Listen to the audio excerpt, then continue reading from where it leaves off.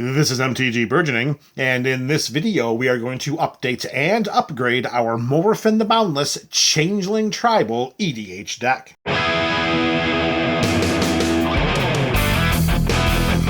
Hello and welcome back to another installment of the Up and Up series. Today it's Morophon the Boundless and our Changeling deck. If you are unfamiliar with this unique build, you can go skulking around in the description below where you'll find links to this build's deck tech, the up-to-the-moment deck list, and the video primer series. To break it all down in a quick summation as popular a la Reader's Digest, what we have here is a Changeling-specific deck with 12 spaces available that we can pull any 12 of these 112 different cards that represent 112 different tribes. That's what this Changeling deck is all about, and in today's video, we are adding 3 more new tribes to the Changeling pool. This will bring our grand total up to 115 different tribes represented by 115 different cards in the Changeling pool. Let's not waste any more time. Tribe number 113 in the Changeling pool. It is being represented by Koma Cosmos Serpent. The tribe? Serpents, of course. Everyone is familiar with Koma and its oh-so-powerful abilities. Here we have a legendary Serpent, a 6/6 for 3 generic, 2 green and 2 blue mana. Koma cannot be countered. At the beginning of each upkeep, note, this is at the beginning of each player's upkeep and not just ours, we create a 3/3 blue serpent creature token named Koma's Coil. We can sacrifice another serpent to choose one of the following 2 abilities. We can tap target permanent, and its activated abilities cannot be activated this turn. Or Koma Cosmos Serpent gains indestructible until end of turn. If you have played with this card, if you have played against this card, you know how powerful this card can be, particularly in a build that's all about changelings, where every creature is also a serpent. Imagine plopping Koma Cosmos Serpent down onto our side of the battlefield on turn 5 or 6, and we already have 3 or 4 changelings in play. That will make interacting with Koma, as well as crushing our opponents, that much difficult for them and easier for us. So with arms wide open, we welcome Koma Cosmos Serpent into the Changeling pool, and I am really looking forward to having all of the different serpents out there so that we can have complete control over any target permanents that are, causing us any difficulty. Tapping them down, their activated abilities cannot be activated, plus we can sacrifice to give Koma indestructible if needed, and every round of turns just puts more and more serpents onto our side of the battlefield. And if we also have Maskwood Nexus in play, that's pretty much going to be good game for our opponents. Well, good game for us, not so much for our opponents. Alright, so that is tribe number 113, Serpents.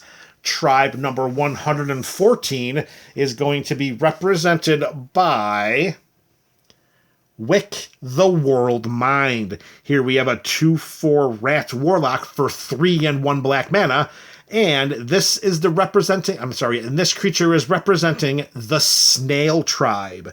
We have a little outdoor synergy with the rats here as well, but let's get to what Wick is going to provide us.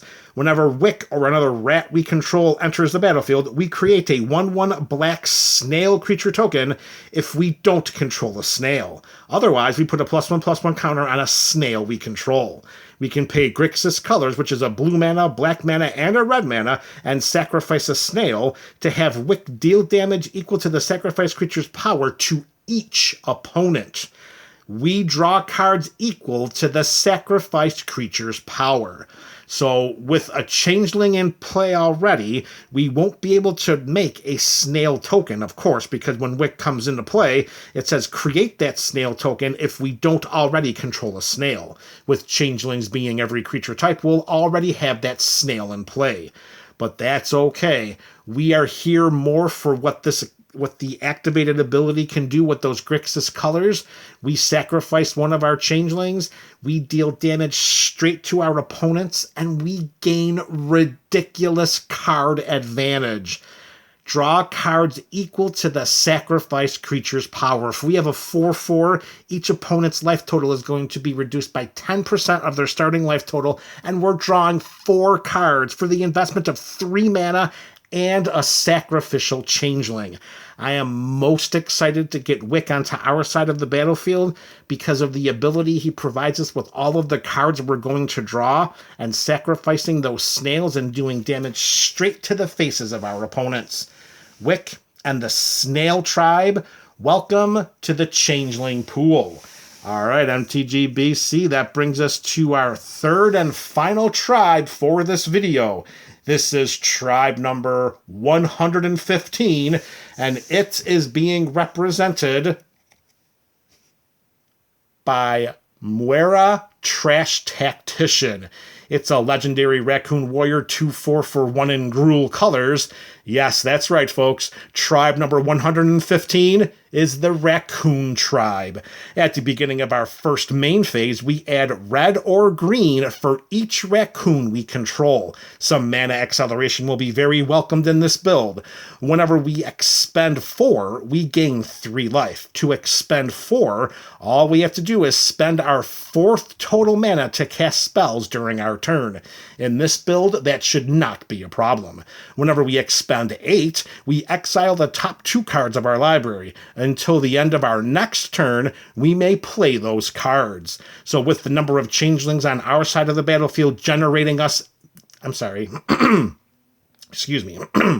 With the number of changelings on our side of the battlefield generating mana acceleration in the form of the red or green mana for each raccoon we control, we can use that mana to help us expend 4, which will gain us life, or to expend 8, which will provide us card advantage that lasts until our next turn from those 2 exiled cards.